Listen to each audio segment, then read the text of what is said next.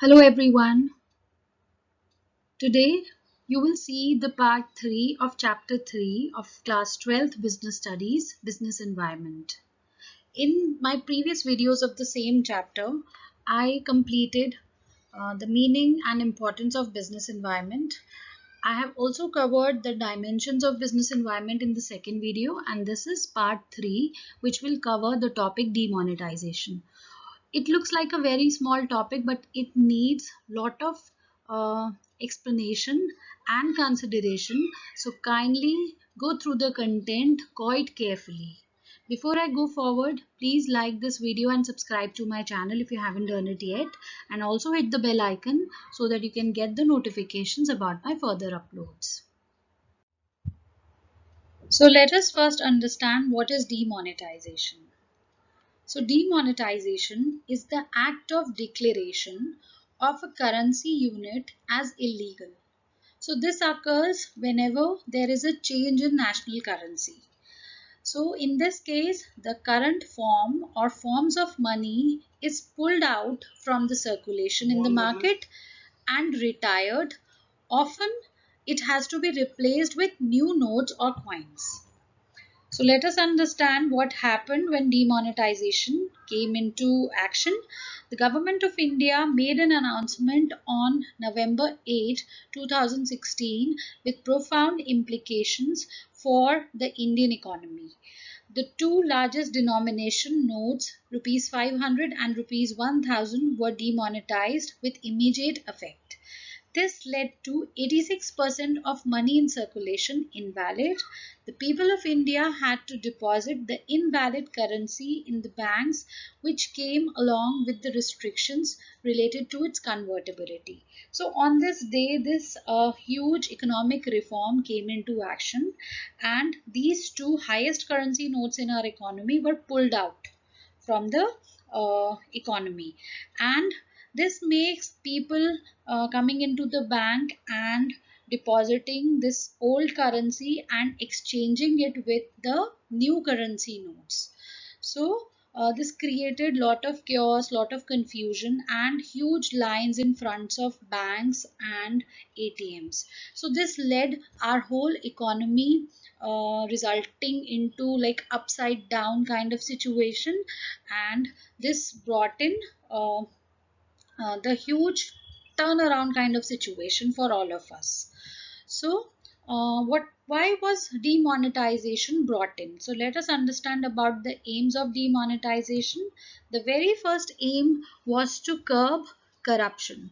When I say corruption, it is a form of dishonest or some kind of unethical conduct by a person who is entrusted with certain kind of authority to acquire his own personal benefits.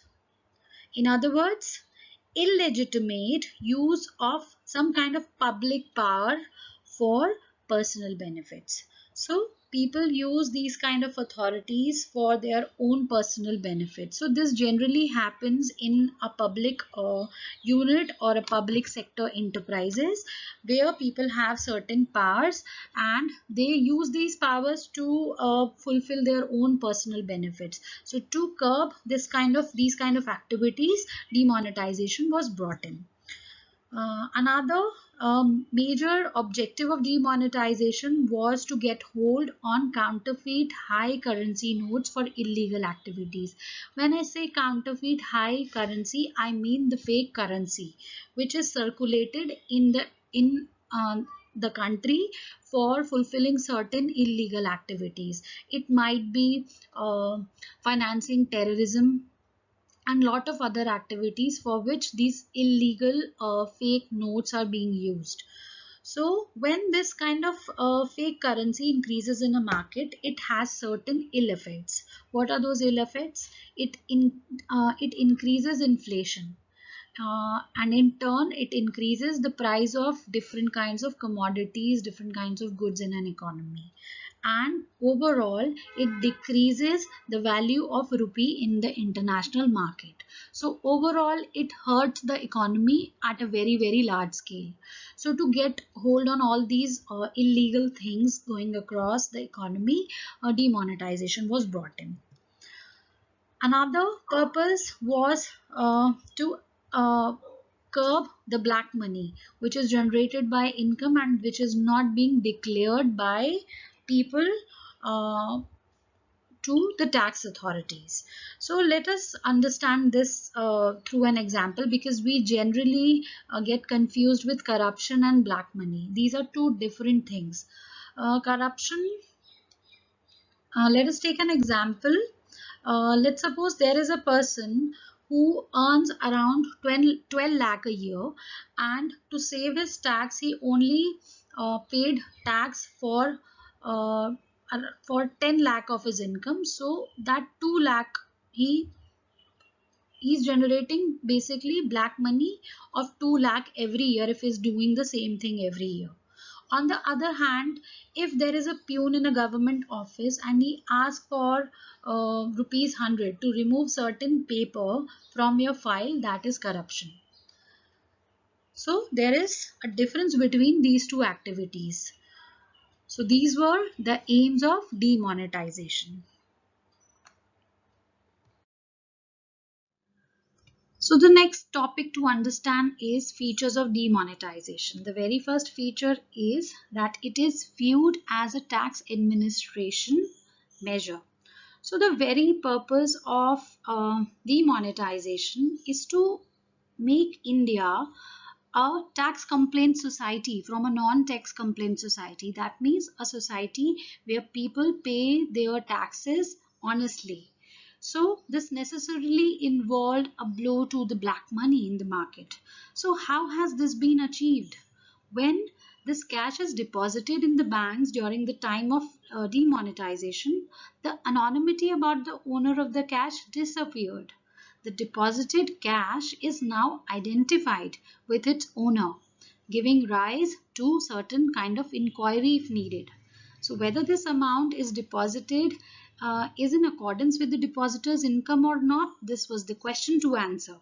So accordingly, um, so the data which came ahead shows that around 1.8 million depositors has been identified for this kind of inquiry.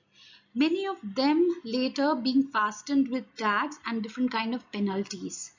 So, mere deposit of cash in the bank does not lead to the fact or presumption that this money is tax paid money. So, this made a clear distinction between white money and black money, and later on followed by different penalties to different people if required. Next is demonetization is also interpreted as a shift on the part of government, indicating that tax evasion will no longer be tolerated or accepted. So through demonetization, government also want that preventing the payments of different taxes in a long way or tax invasion will no longer be tolerated.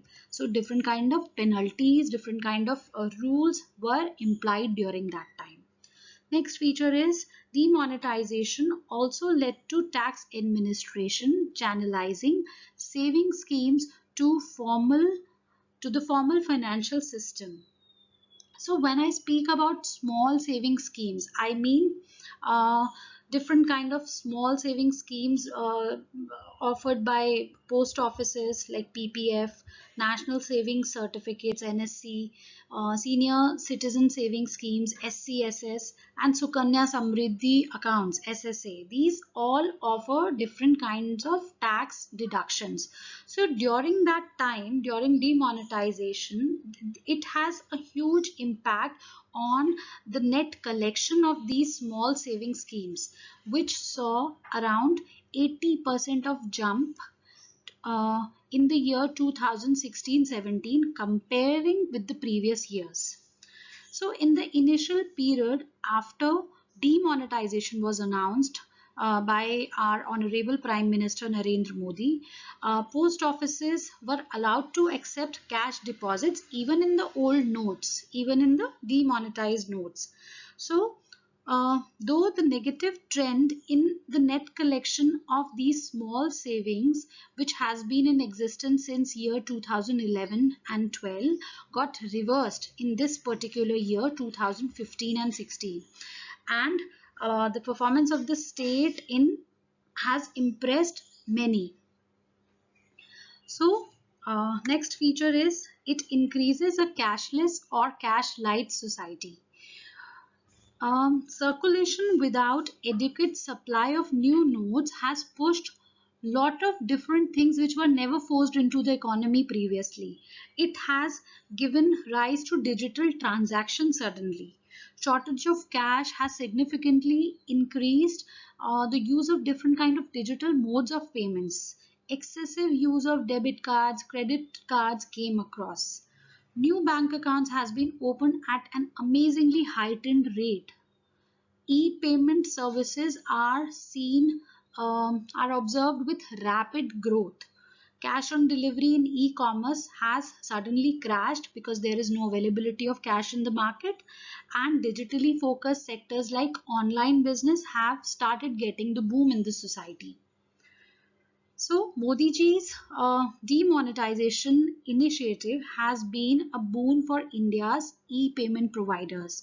Paytm has reported around 3 times surge in new users, tacking on over around 14 million new accounts in November alone. According to government's data, the number of daily transactions through e-wallet services such as Oxygen, Paytm, MobiWik has shot from 17 lakh recorded on November 8 to around 63 lakh till December 7 in the same year. Transactions through RuPay administered cards went up to around 316% increased rate at around 16 lakh, which was around 3.85 lakh in November 8. So these were the facts which clearly shows that demonetization has actually made our Indian economy a cash light economy or a cashless economy. So the next topic ahead is impact of demonetization. We will understand its effect on different elements in the economy one by one. The first one here is money and interest rates. So because money, rupees 500 and rupees 1000 notes were demonetized, so there was a sudden shortage of cash in the economy, so it led to decline in cash transactions. At the same time, bank deposits increased because people were moving towards banks to deposit old currency notes for the exchange of new currency notes. There was increase in financial savings as well, as we have already discussed this point in the previous slide, that there was an increase in different kinds of saving schemes by government, like post office savings and different kinds of savings we have already discussed. Next is private wealth. It was declined as lot of notes which came across banks, they were not returned because lot of people were held under the inquiries. Impact on seasonal workers and daily workers. So these were the people who were mostly hit by the demonetization move. Mostly these daily workers receive their wages on daily basis and for basically for the work they do on everyday basis. So cash crunch was very likely to happen in such a situation, which resulted into delay or withholding of their payments. So they were not getting the payments for the work they were doing constantly. Next is digitization. That means enabling digital transactions. So it led to excessive use of digital modes of payments like Paytm, MobiWik, etc. Last one here is real estate. So the prices here declines. Basically, real estate is expected to be one of the most affected sectors during demonetization move. The number of buyers were expected to come down, and consequently low demand has brought about the lower prices for a very short period of time. So these were the impacts of demonetization, and overall we cannot exactly say that demonetization was a positive move for our economy or a negative move for our economy.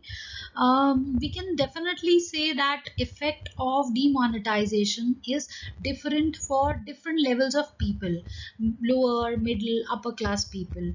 The lower financial conditions suffer very much by this step. Like if I'm talking about a laborer person who work full day, and then he has to stand in front of bank to get some cash so that he can go out and buy some food. So his condition was majorly miserable. A lot of things were involved during that time. Lot of chaos, confusion was there. There was no proper arrangement to change the currency notes. Firstly, people go to add money, deposit money to the banks, and then they have to go and get it debited from ATMs and banks again. So this was a whole lot of task. Small scale businesses were a super flop during that time due to absence of money in the market.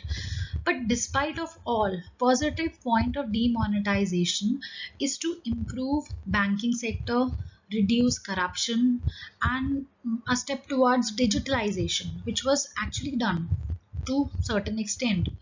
When we talk about these bigger problems like black money, corruption, fake currency, these are not the problems or errors which can be sorted in few simple steps. These are huge, big concepts. So through the measures like demonetization, one can make an environment which is less prone to these problems. We cannot exactly remove these problems, these huge effects in the society, ill effects in the society, I must say, like by applying just demonetization, and we cannot erase these things. In the end, I just want to say that India is a big country, so it is very difficult to take any steps for the country along with the comfort of everyone in the society, in the economy, in the country. So we have to understand this and support these kind of major steps taken by our leaders. So this is the end of this video. Rest of the topics from the same chapter will be covered in my forthcoming videos. I'm sure I have justified explaining the concepts well. If you have any questions, any queries, you can always write it in the comment box. You can always send me your feedback through your comment box also. Thank you so much for watching and holding yourself till the end. Thank you once again. Have a very good day ahead.